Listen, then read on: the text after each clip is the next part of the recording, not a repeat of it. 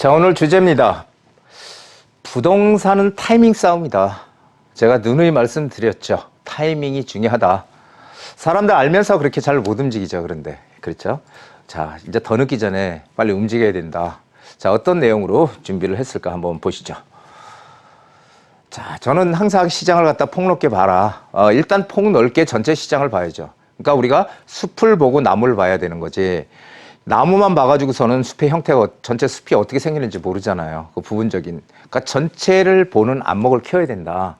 자, 부동산 시장 지금까지 한번 보면요. 4년 동안 대책을 엄청나게 내놓고 4년 동안 규제, 초강력 규제 시기다. 저는 이렇게 얘기를 하는데 규제 일변도의 정책들이 계속해서 나왔습니다.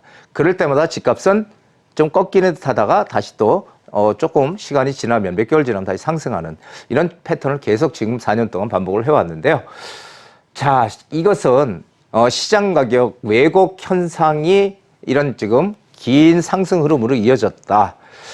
한마디로 얘기해서 시장이라는 것은 정책으로 제가 늘 말씀드리죠. 어떤 정책의 그런 규제로 시장을 꺾을 수 없다 이런 얘기를 많이 드렸는데 지금 항상 시장과 반대되는 그런 대책들이 많이 나왔잖아요.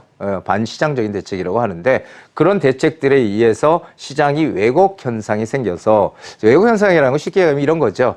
지금 뭐 전월세 상한제, 그렇죠? 계약갱신 청구권 이런 게 시행이 되면서 전세 가격이 이중 가격이 생겼잖아요. 이중 가격이. 그래서 그 계약갱신 청구권을 쓴 데들은 5%밖에 못 올리니까 2년을 더 싼 가격에 살 수 있지만 똑같은 단지에도 이 계약갱신 청구권에 해당이 안 되는 그런 데들은 이 전세가를 대폭 올리니까 전세가가 싼 한 2억씩 차이가 나는 단지도 있다는 거죠. 1억 이상 차이 나는 단지도 무서하고 이게 이중 가격이 있죠. 이게 시장이 왜곡됐다는 얘기거든요. 그래서 진작에 좀 안정이 될 수 있는 시장이었는데도 불구하고 좀 상승 흐름이 지금까지 이어지고 있는 비정상적인 시장이다. 좀 그렇게 보고 있습니다.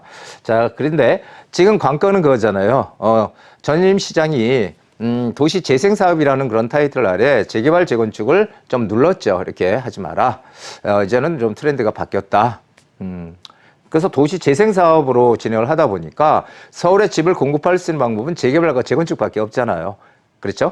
왜냐하면 빈 땅이 없어. 신도시처럼. 그렇죠? 신도시처럼 빈 땅이 없으니까 있는 거, 오래된 거 부숴서 새 집 짓는 방법밖에 없다는 거죠. 그게 재개발과 재건축이잖아요.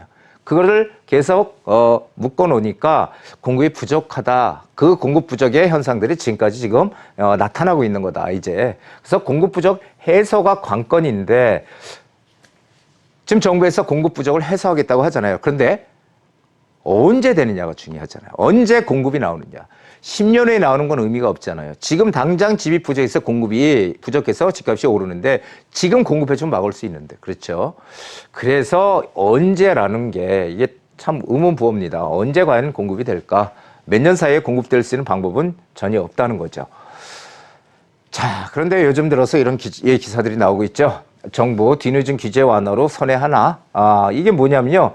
자, 여러분도 잘 아시겠지만 우리 여태까지 재건축을 하는 아파트, 그러니까 재건축 오래된 아파트를 가지고 있었는데 세를 주고 있었는데 그 전세 준 아파트가 재건축을 진행해서 가격이 막 올라도 나중에 아파트를 그냥 뭐 딴 데 살더라도 받을 수 있었는데 그것을 정부에서는 서민들을 이 투기꾼들이 자기가 살지도 않으면서 거기다가 집을 가지고 있는데 그걸 갖다가 아파트를 줄 수 없다. 그래서 거기에 2년 거주 요건을 달았죠. 재건축하는 아파트는 2년을 무조건 주인들이 살아야 된다. 근데 이렇게 되니까 오히려 이 전월세 매물들이 씨가 말랐다는 거예요. 왜냐하면은 아니 이거 안 들어가면은 2년 안 살면은 아파트를 못 받으니까 주인들이 다 아파트에 들어가서 사니까 세입자들이 오히려 쫓겨나가는 그런 현상이 벌어져서 지금 이 재건축 2년 실거주 의무를 없앴다 이건 얘기죠. 그래서 지금 규제 완화가 됐다 처음으로. 자, 그리고 최근에 나온 거죠. 며칠 전에 전월세 나는 우려에 임대사업자 혜택 유지하기로 신규 임대사업자 폐지하겠다. 혜택 다 안 주겠다. 이렇게 했는데 폐지 임대사업자 혜택을 다시 유지한다. 정책이 왔다 갔다 하는 거죠, 지금. 그래서 자, 이런 것들이 과연 지금 뒤늦은 규제 완화로 지금 정부에서 선회하느냐. 이런 지금 생각들을 조금 가지고 있습니다. 자, 부동산은 영원한 상승도 하락도 없습니다. 제가 누누이 말씀드렸지만 부동산은 항상 오르막이 있으면 내리막이 있다. 즉 오르는 시점이 있으면 떨어지는 시점이 있다는 거죠. 그래서 제가 생각하는 이전에 바닥은 언제 했었냐면은 2013년이었습니다. 금융위기 2008년도 9월 14일 리먼 브라더스가 파산하면서 금융위기가 탄생을 했죠. 그러면서 가격들이 부동산 가격들이 막 떨어지기 시작했는데 그러다가 2013년부터 바닥을 뚫고 슬슬 올라가기 시작을 했던 시점이 2013년도입니다. 그때 제가 어떤 얘기를 많이 드렸냐면요. 이 그래프를 가지고 이런 얘기를 많이 드렸어요. 자, 2013년 전세가, 매매가 대비 전세가의 비중이 서울은 60%가 넘어가게 되면은 전세가가 매매가를 움직인다. 이 얘기를 많이 했고요. 그래서 제가 그때 조사를 해보니까 2013년 10월에 매매가 대비 전세가 비중이 여기죠. 여기 10월. 전세가 대비 매매가의 비중이 60.1%였어요. 자, 그러면 이제 어떻게 제가 생각해야 될까요? 아, 이제 매매가 움직이네. 투자해야 됩니다. 이렇게 얘기했던 시점이 이때죠. 그래서 전세가는 매매가와 항상 동조하면서 서로 움직인다. 이런 얘기를 가게에 드렸었어요. 그래서 2013년도에 제 얘기를 듣고 지방에서 많이들 오셔서 한남 뉴타운이나 부가인 뉴타운, 아이언 뉴타운 많이 투자한 분들 많으시거든요. 아마 방송을 지금 보고 계신 분들도 있겠지만 그때 투자했던 분들은 이익을 극대화시켰죠. 그래서 항상 타이밍이 중요하다는 얘기를 드리는 겁니다.